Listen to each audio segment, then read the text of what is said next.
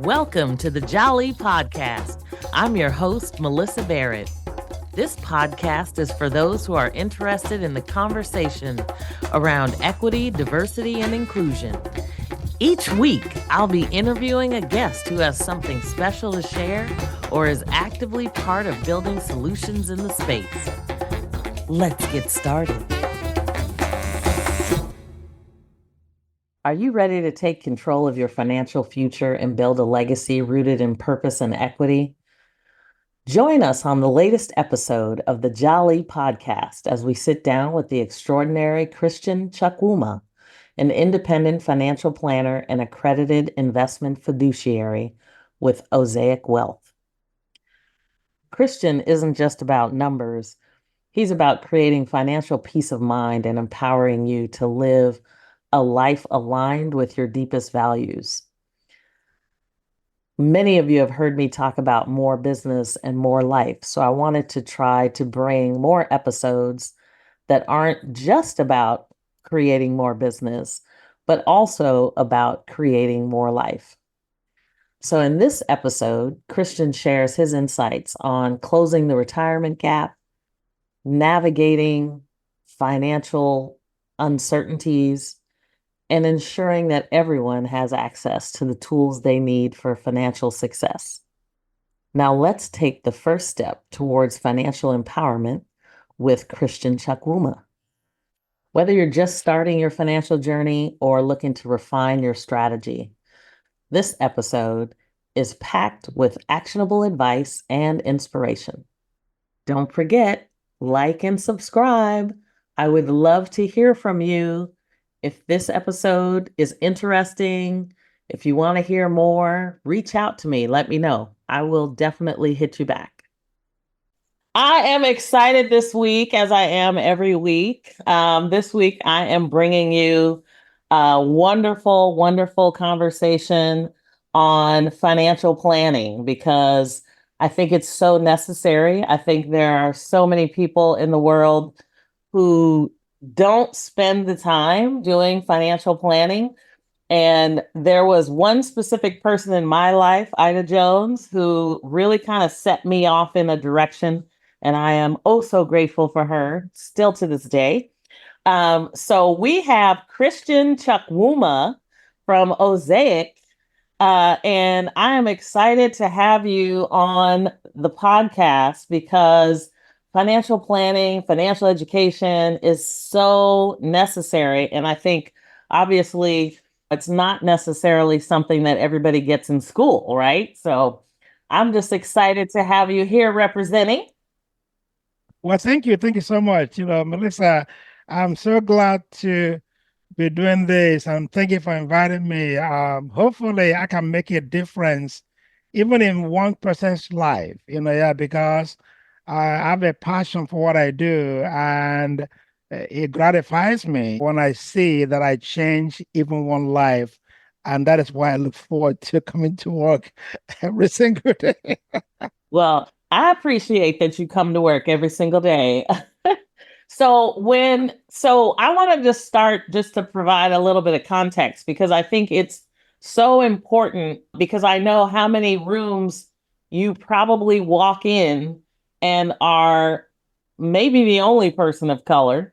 Maybe there's a few, but it's also an area where you don't see a lot of African American men per se in this area. So, can you talk a little bit about your journey as a financial planner and fiduciary?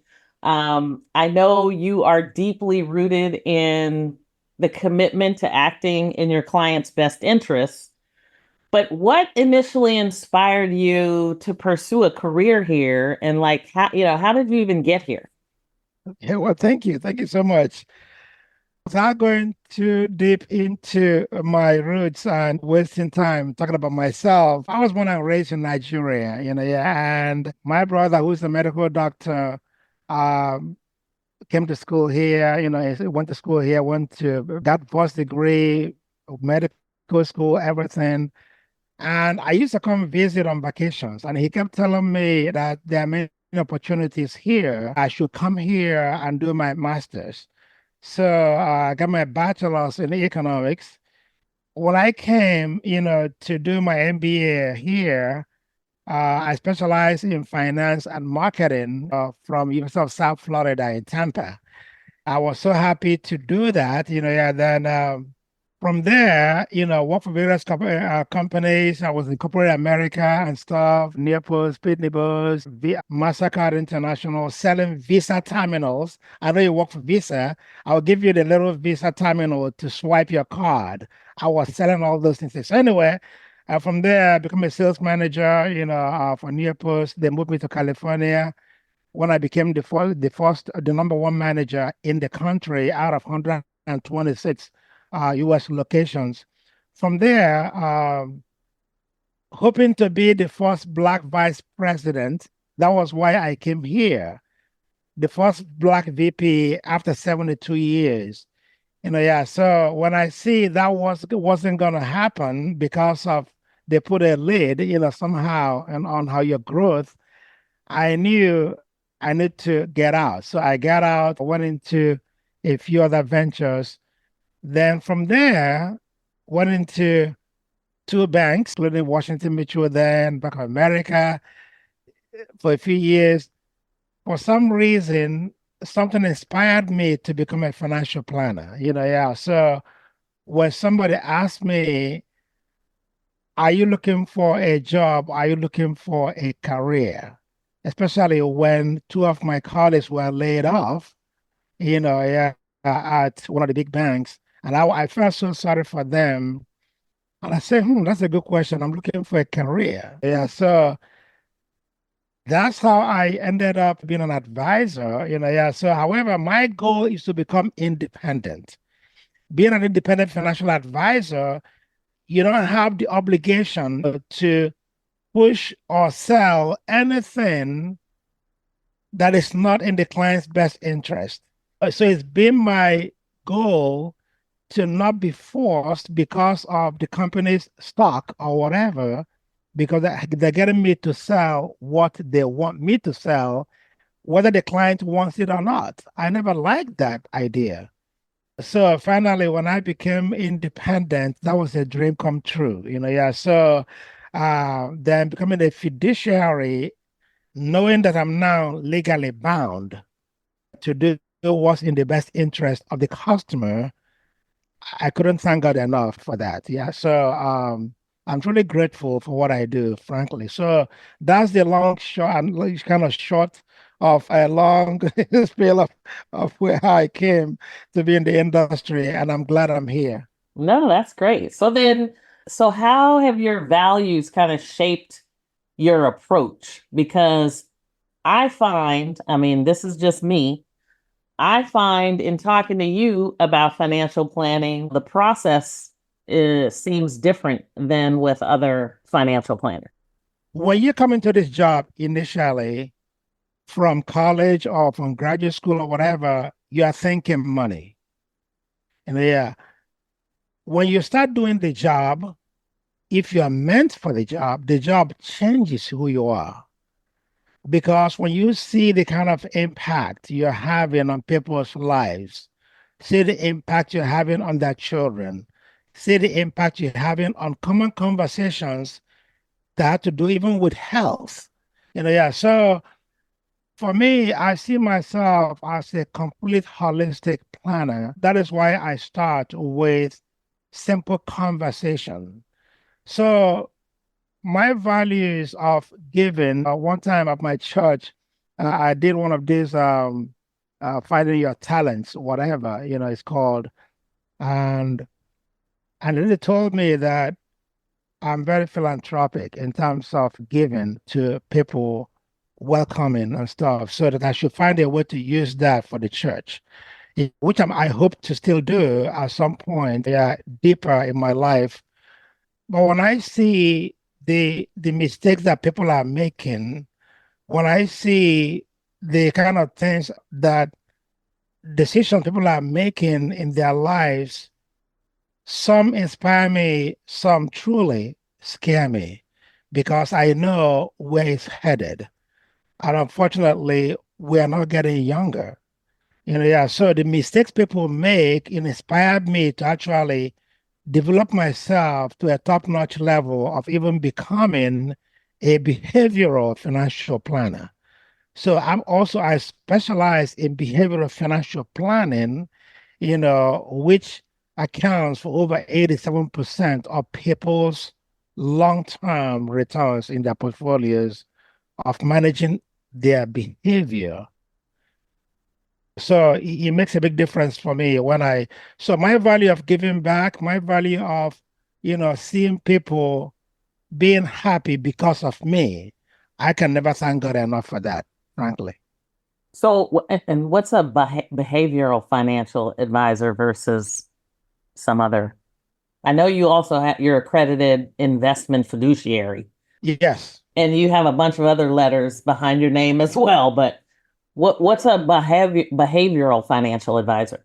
Well, thank you for asking. Yeah, so as a behavioral financial planner, we found out that people's long-term returns depends on saving and investing behavior.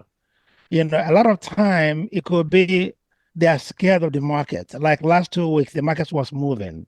I don't get any calls because I've trained my customers to understand how the markets work.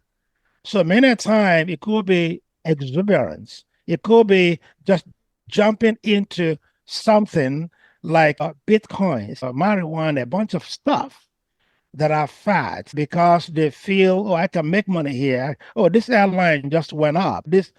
Can you buy this? So I don't get into fads like that. So when people are that greedy, so to speak, I hate to use the word greedy, and they have the euphoria to jump into something, so many a time could be damaging to them, or sometimes they're going to sell because they're scared. Then when the market goes up, oh my goodness, I wish I didn't sell. Then they're going to buy. So they're buying high, they're selling low because a good advisor that's not there for them is not managing their reactions. They're not managing their reactions to that's going to affect them long term.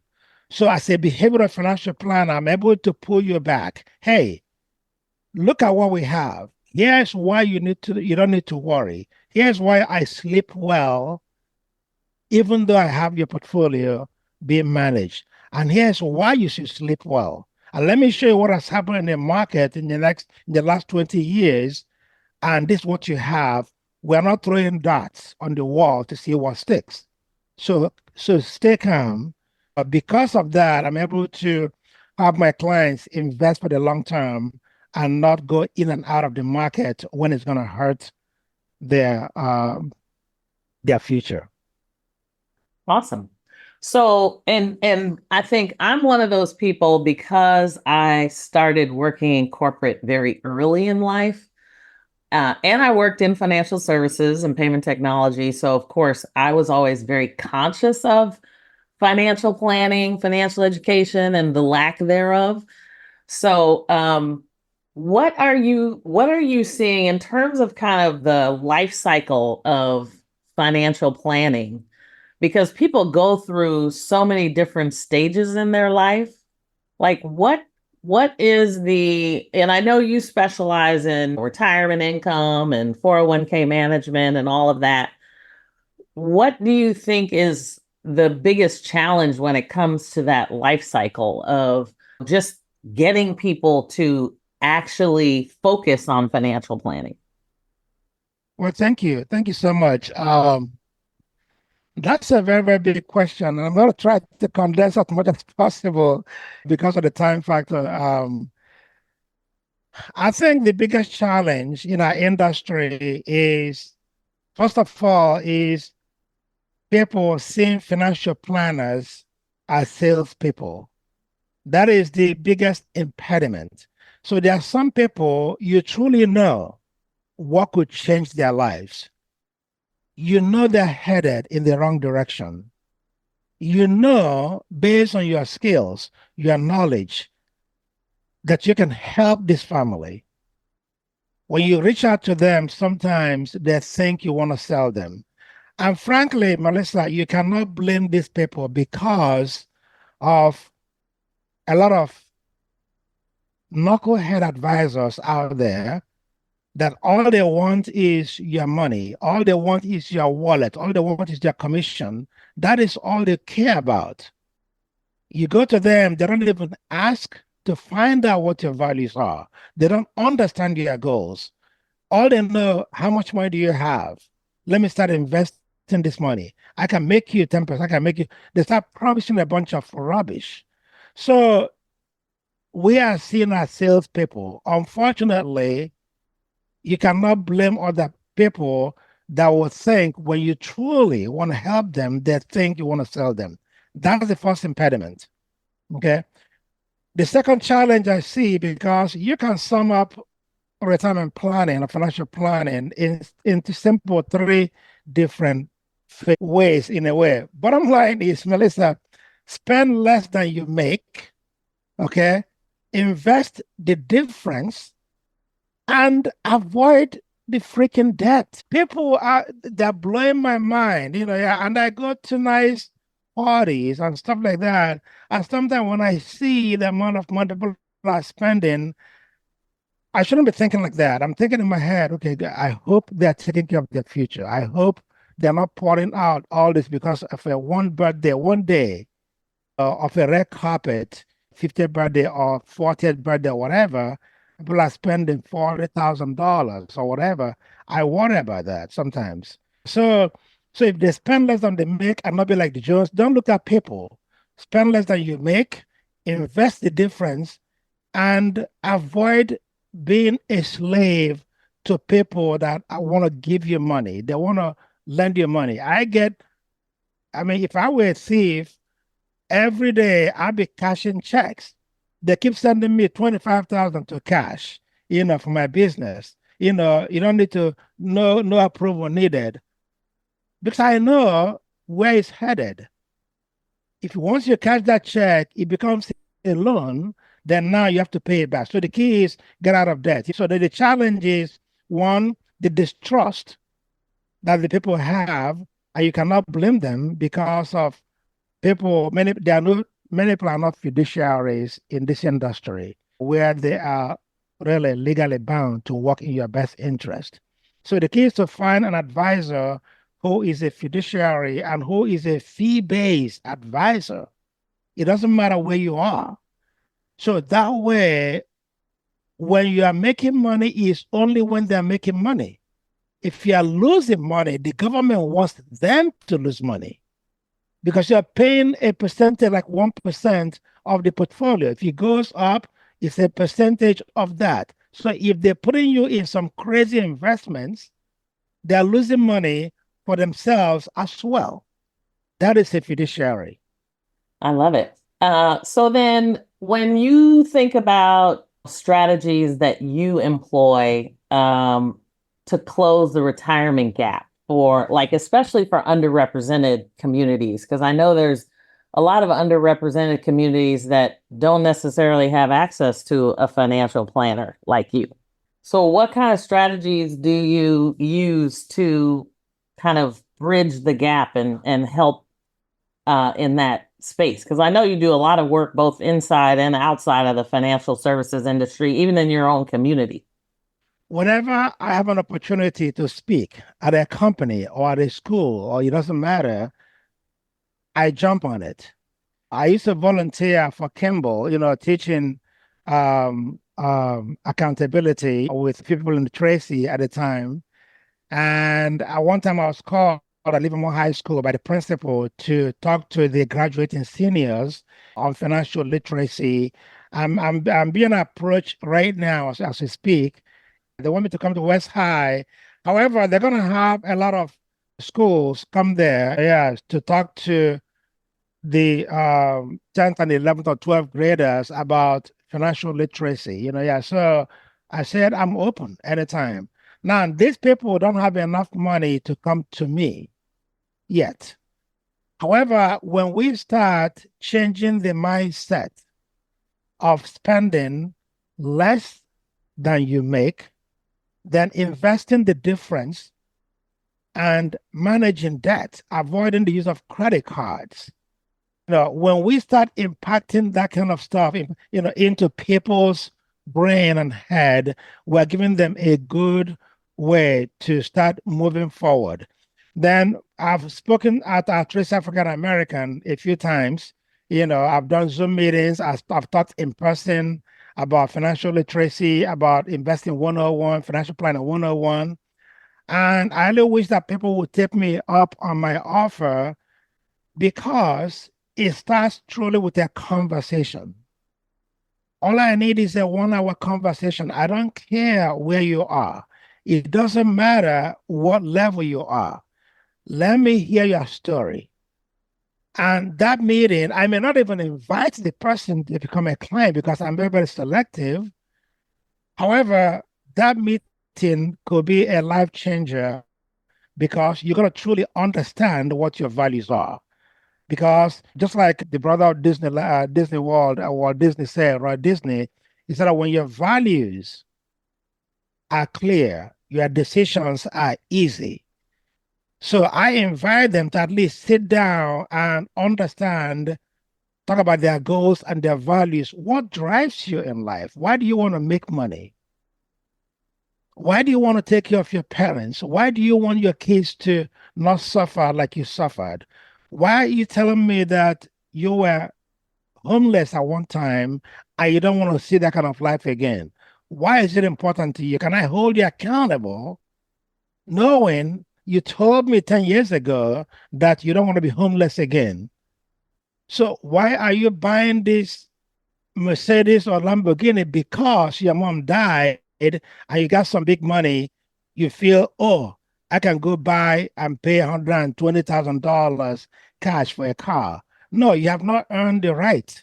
When you earn the right to go buy those kind of cars, in my practice, I will tell you, yes, you've earned the right. Let's go do it. As a matter of fact, I've taken my clients to go buy brand new cars. But we're talking about somebody who is 71 years old, house is paid for, the children are out of home, they're done, they're getting in retirement over $14,000, $15,000 per month. And they have over $3 million with me. If they have that kind of money, why should I prevent them from buying a car that's $85,000 we can pay cash for? They've earned the right to do that. If you haven't earned the right, don't get there. Don't go there. Yeah, interesting. So I know you also do work with the Tri-Valley Estate Planning Council. Yes. And how do you see the role of estate planning in advancing financial equity, especially for those who maybe historically haven't had access to those kinds of resources? Well, thank you. Thank you. That's a very good body of estate attorneys, financial planners, CPAs, and stuff. Yeah. And I was happy to serve on their board for 2 years because they bring a lot of resources to the game that help me help my customers, particularly when it comes to protection of families. There are so many families right now that don't have a trust. They don't even have a will. And the worst thing to do is to die intestate. If you die without a will, the trust, then your properties and everything, your assets go through probate. It takes anywhere from 6 months to 4 years, depending on the situation, to actually have your assets, your case touch your assets. So why have your assets go to probate? The price you pay to lawyers to do that is too crazy. So being a holistic planner or going to a holistic planner, wherever you are, you don't have to come to me. They're going to start guiding you towards putting your financial house in order, getting your financial roadmap to understand, okay, what's important. The 6 documents, for instance, you need to have before you die, what to put in place, your will, your trust, yeah, your uh, uh, um, directives, healthcare directives. If anything happens to you, dementia, whatever, you can no longer make financial decisions. Who would do that for you? Then what about leaving a legacy? So when I work with them, I'm able to put together, basically, you are in the middle because I don't give tax advice. Okay, I'm not a CPA. I don't give legal advice either. We're not allowed to do that. However, a CPA will only prepare your taxes. They don't understand tax strategies. When you go to tax strategy, that's where I come in as a tax strategist, so to speak. That's why I do tax consulting. When I look at somebody's 2023 tax return, I have the tools to analyze it to find out, are there loopholes, are there gaps that the CPA can be cognizant of for next year to control the taxation? Do they need to do a Roth conversion? Do they need to put money into a taxable bucket? What about tax deferred bucket? What about tax free buckets? Is there a good diversification of that portfolio? That is where working with these estate attorneys and CPAs, that's where you come in, where the client is in the middle. And I'm hoping that people can take advantage of the knowledge in that body that I can tap into, because I'm a wealth advisor. I'm not a money manager, but I'm the CEO of putting your financial roadmap in order, bringing all the professionals that are needed, whether it's a CPA or your tax attorney. Hey, go to this person. Even something as simple as things I don't even do, where I'm making you money, but you're losing money because you have an autopilot, some old homeowners insurance you've been paying every single year. A simple question: when was the last time you looked into your homeowners insurance? Call one or other two other agents to give you a quote. There's somebody I dropped $1,200 per year to $950 per year on their home owner's insurance. What can you do with the extra cash? If you don't know what to do with that, give that to charity. Call Salvation Army, call Travel Haven, call any domestic health center or whatever, give it away, or put that into managing debt or towards their kids' college, whatever. Yeah, That's why they come in. that's good. Let's pause for a moment. We'll be right back.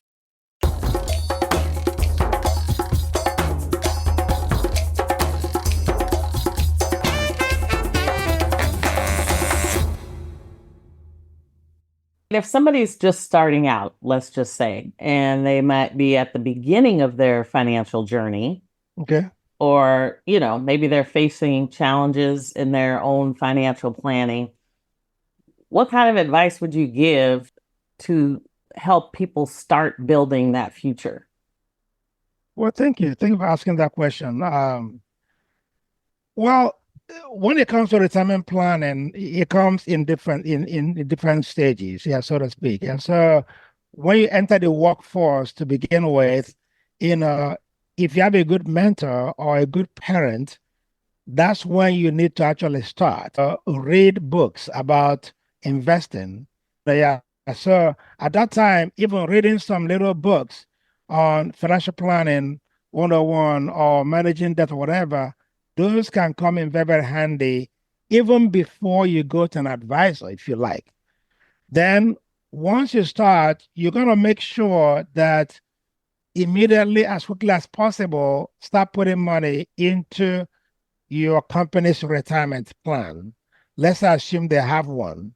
And most people have 401ks, whether they're matching or not, it's a different ball game. If they're matching, sometimes for every dollar you put in, they match 50 cents or they match $1. It depends on the company. And I tell people, why are you bringing me money when you're not even putting enough money to get the most match at your company. It makes no sense. If I'm not a fiduciary, I'll just take their money. But no, go and fund that 401k at least. Get the most company match, find out what it is, call your HR, find out what it is. Find out if that company has a Roth 401k. If there's no Roth 401k, then we can open up a Roth IRA because it makes a tremendous difference to start becoming tax diversified immediately. Oh, your 20s, you get a new job. Then once you get to 40, things will start changing. That's when you go into what is called the pre-retirement years. And there are different areas, different strategies, as you continue from the accumulation phase, which continues until you leave the workforce. So even if you get to 40, you are still in the accumulation phase. But now you're going into what is called the pre-retirement phase. Make sure you're funding that 401k. Make sure you have a Roth IRA. If you qualify to put money into a Roth IRA, then start looking to put money for a down payment in a separate account. So there's so many things in different phases, and I can go on and on. You could, but you should at least tell people what a Roth IRA is for those that don't know. Oh, well, thank you. Well, a Roth IRA basically is a tax-free account. So think of your traditional IRA or 401k. For your 401k and traditional IRA, you're putting money in there. It is not taxed initially. The money is going in there you're not paying any taxes to the government, to IRS. In a Roth IRA, you've paid money, you paid taxes already before the money goes into the account. But here's the good news. The investments in those accounts could be identically same. They could be identical. Your traditional IRA or 401k or Roth IRA. The good news for the Roth IRA, it is growing tax deferred when the money comes out at distribution. When you take the money out, it is completely tax-free. And here's the good news, Melyssa. Not only is the money tax-free, it doesn't factor into what is called a required minimum distribution. There's RMD or required minimum distribution that you must start taking before it was 70 and a half years. It went to 72. Now at 73 and 75, it depends on your age.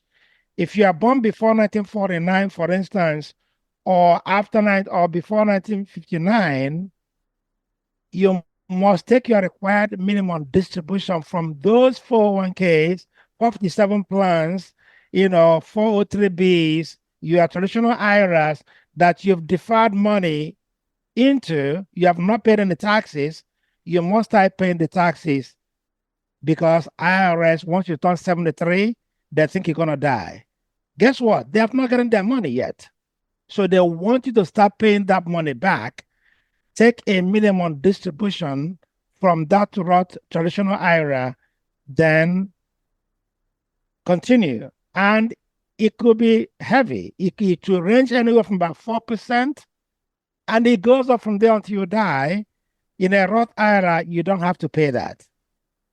Yeah. That money is tax-free, no RMDs. You can pass it on to your children and children's children, completely tax-free.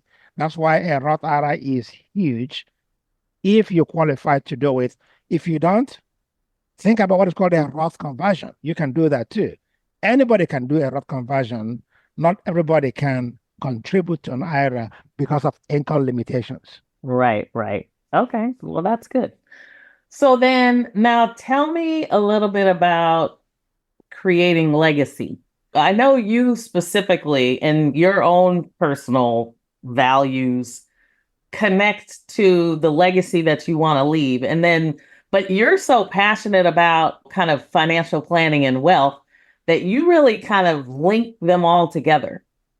It's like if you have a if you have a value where you want to leave a particular legacy to your kids, whatever that is, you're very focused on how do I create the money that you want in order to do what you want to do with it. So how does that all connect based on kind of how you walk people through it? Well, thank you for asking that question. Legacy is a big deal, yeah, for every family, leaving something for your children. But one thing I tell people, Melyssa, is the last time I checked, there are no loans for retirement. So you want to leave a legacy, however, not at the expense of your retirement. Because you may try to leave a legacy, but you're leaving a heavy burden for your family because you quote unquote love them. So even if you love your family, you want to leave a legacy, and it's actually in the Bible that if you don't take care of your immediate household, you are worse than a non-believer. So you need to protect in so many ways. You need to have life insurance, as an example. Why would you want to die without a life insurance when there's a huge mortgage that can expose your loved ones to big danger or being homeless if you passed away? Is that income insured? Is that mortgage insured? What if you die? Can the mortgage be offloaded? One of my colleagues, the client, his client has a 6 and 4-year-old kids at that time. That was about 12 or 14 years ago in Dublin. And accident coming down from San Jose, the guy died.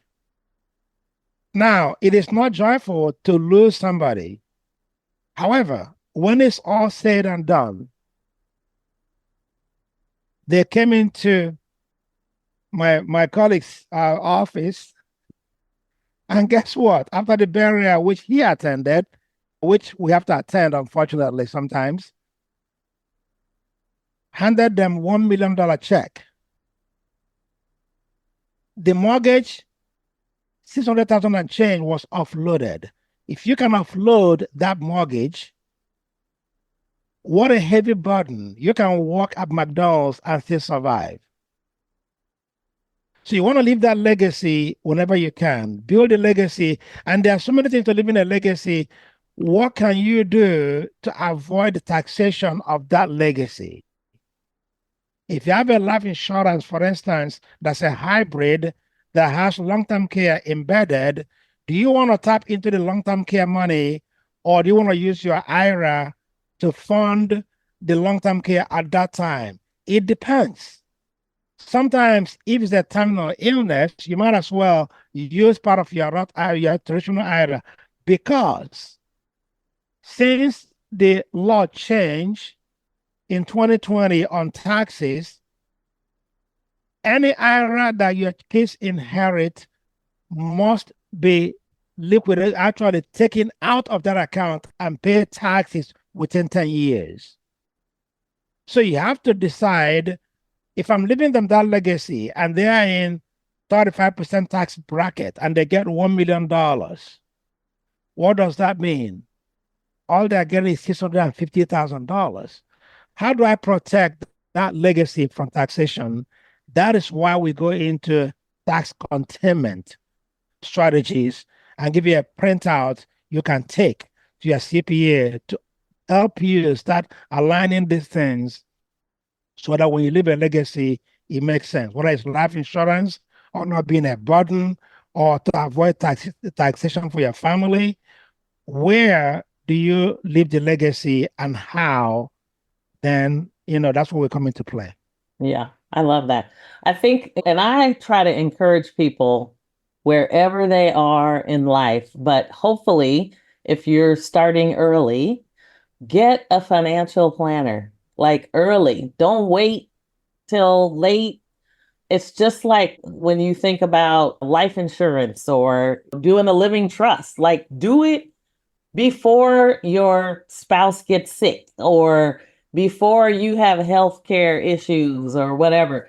Do it early so that you don't have to worry about it. And I find that when you start out, your advice to people when they start out, and that's like maximize whatever you can give as early as possible, because I think a lot of people wait for some reason, whatever reason, because it's never a good time to like take money out of your check, especially if you're living check to check already. But I find that even if it's whatever small amount you can spare, just start with something, because you will realize how significant it would be over 40 years when you start. So that's my little advice as well. And that is so true. And people, when I tell people how easy, Melyssa, it is to be a millionaire, some people don't get it. I break it down. Yeah. It's really easy if you start early. Yeah. Just to give you an example. Yes, okay. If you don't worry about too much. Oh, by the way, if it's not automatic, it never happens. Yeah. And I tell people, if you are waiting until you have the money to go invest or to fund your 401k, it ain't gonna happen. Or a 529 college fund. You set this up when the kid is born. So that way, by the time they're 18, they have the money for college. You're not scratching your head. So these are things you need to start planning. Once you get married, why would you get married, have a first baby, no life insurance? Why would you get married, have the first baby, no 529 college fund? Then when the time comes, start scratching your head.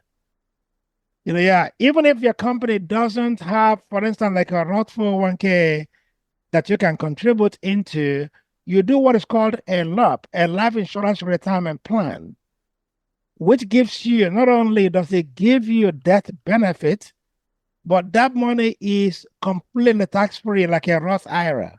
But here's the deal. If you put away 10 grand from age 25, your first job, let's say 30, you get married, and you and your husband, you together, you are putting together 833 combined per month. That is about $417 per month per person. That is $10,000 per year combined. If you guys are making 100,000, 150, whatever, and you cannot put away $10,000, that's a problem. Guess what? If you do that consistently, let it leave your paycheck. You get used to living on the balance. It leaves your paycheck before you even see the deposit into your account, the money is gone. If you save that 10 grand every single year for the next 30 years, you are 55. You have over $1 million in that account, Melyssa. Yeah. Without even knowing it. That's how easy, because of the compound effect of the dividends and capital gains, which is one of the best things I think that happened in this industry, the compound interest. Just Google compound interest and Google what is called the rule of 72. When you divide 72 by the interest rate you get anywhere in the world, the result is how long it takes to double that money. So if you're getting only 1% in any account, it takes 72 years to double. Why would you want to leave your money in a savings account at a regular bank at 0.000%? Do they even have savings accounts at regular bank? No, I'm just kidding. Don't get me started with all these banks, man. It is crazy. What as people do, it scares me, and I worry for people, and I wish that people can get it. Anywhere you are, go see a fiduciary advisor to guide you, Yeah. or just have the conversation that's free. That 1 hour consultation could be a life changer. Go talk to them anywhere you are. Yeah.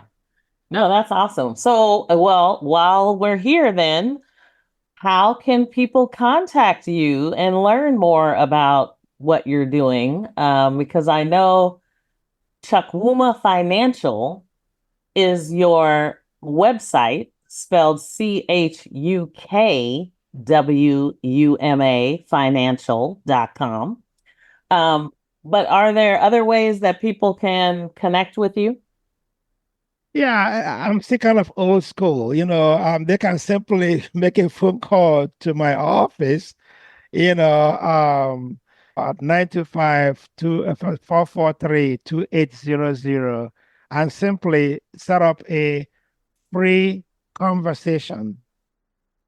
And Melyssa, when I say that, like I said, like I told you, the impediment, unfortunately, for people is that without their own, I mean, it's not their own fault.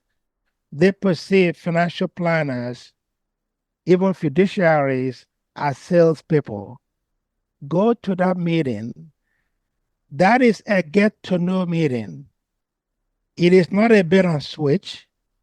It is not, I may not even ask you to become a client if I don't feel there's a connection, there's no chemistry. If there's no chemistry, we finish it. I use what is called a financial roadmap. It's a 17 by 22-page paper like this. Yeah. So that is where I try to understand your goals and what's most important to you. So understand your values, and that is where you want to bring your spouse, if you have one. Never go to any meeting, any advisor, without your spouse, at least for the hiring decision. Okay? So understand their goals, find out what's important to them. Once you understand the values, then find out how far they've come. Then find out if there's chemistry to work together. If there's no chemistry, why take them on as customers? It doesn't work for both of you. However, that meeting, understanding their values to help them make critical decisions, understanding what their goals are and putting them actually in writing, it makes a big difference. So that's the first way to start. At least have a values conversation to see if there's a chemistry for you and the advisor to work together. Ask them all the questions. How much do you charge?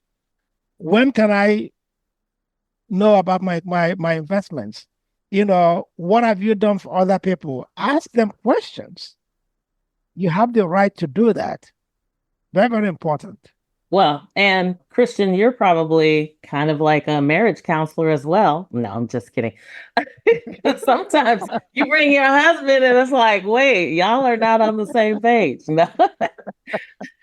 No, sometimes I feel like that, and I'll tell you one of my clients, say, listen, if you understand what you build, for instance, and I have my clients that I tell you, I said, listen, I have one right now, two. They're heading to Australia and New Zealand.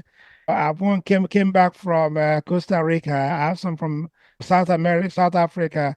I mean, people are having fun traveling, Dubai, all kinds of stuff. So why not keep that enjoyment going? Why do you want to die early? So sometimes people think a nutritionist or whatever. I'm not. It's just that there's so much in financial planning.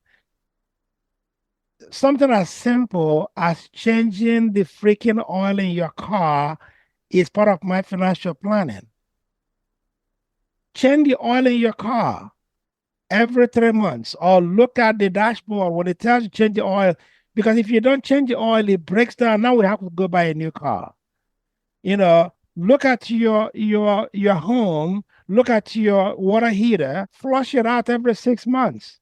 If not, boom, $500 or $1,000, we have to replace that.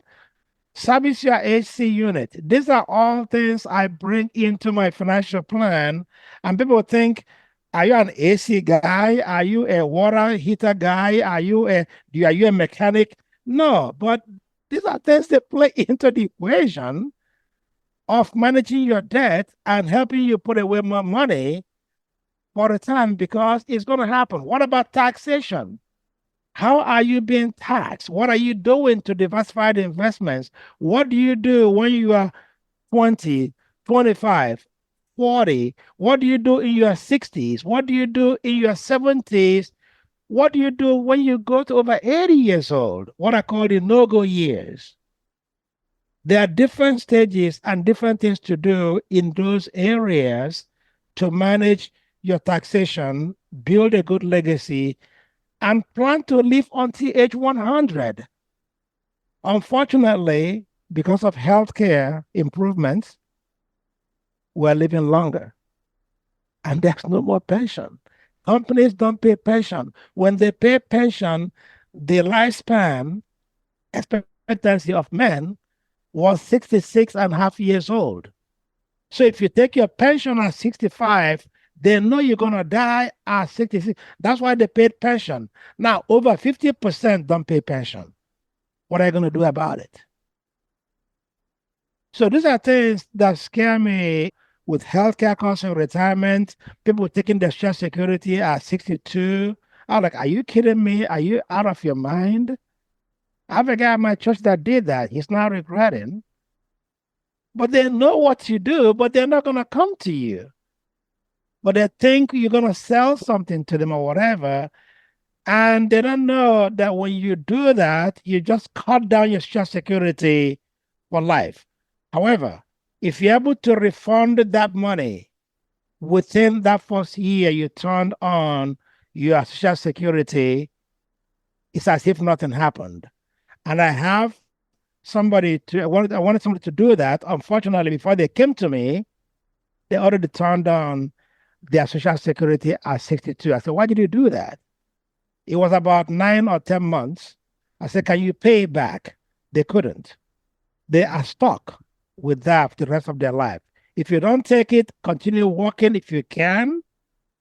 Even after 65, continue working. Even after 67, if you can't work to 70, delay that Social Security if you can, because you're going to get 8% every single time added. And when you take that eventually, then you can relax and know with longevity that's increased due to healthcare, you can sit back and relax and know that you have a comfortable retirement. Okay, just to be clear, I will not be working when I'm 70. Okay, please don't. I just want you to know. I do not blame you. A lot of people, they want to get the 65 and stop working, which is okay if you have managed your life and manage your assets that way.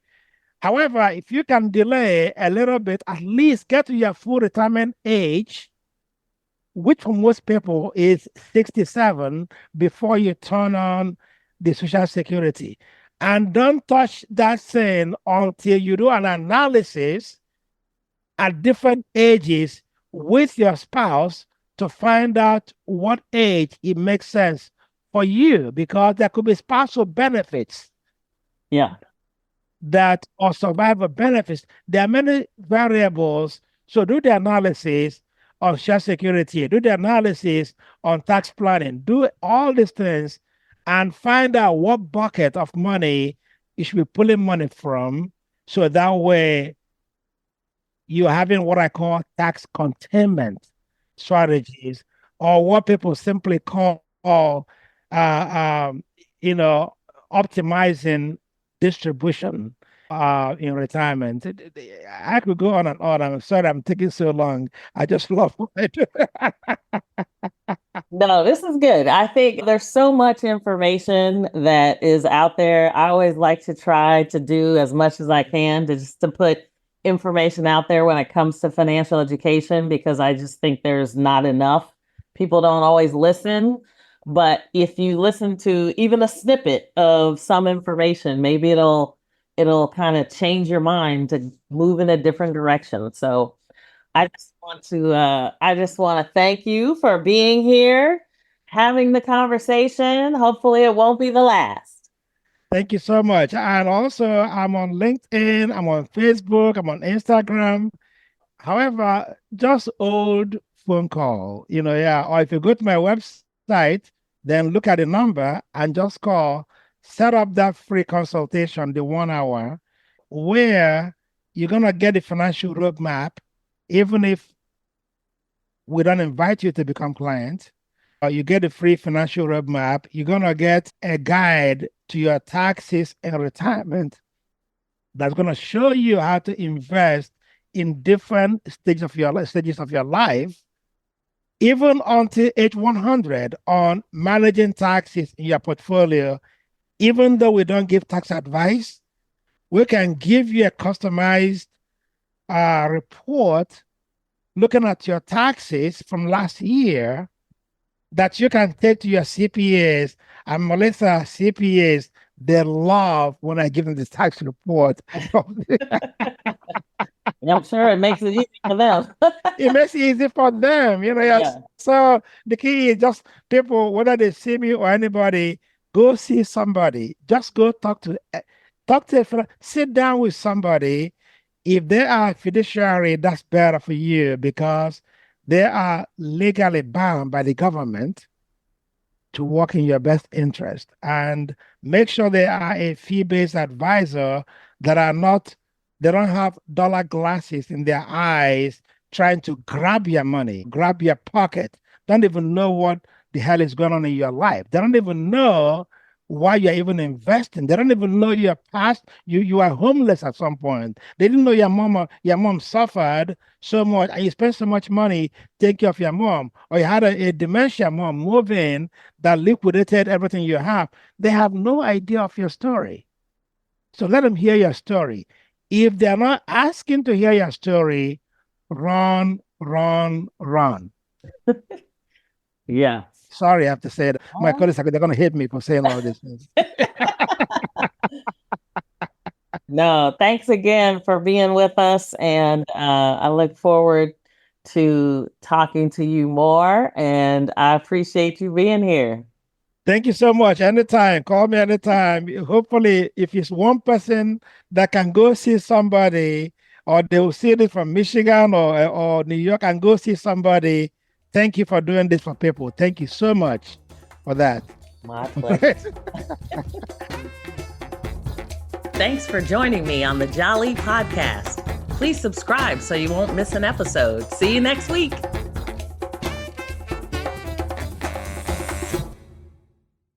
This podcast is a part of the C-Suite Radio Network. For more top business podcasts, visit c-suiteradio.com.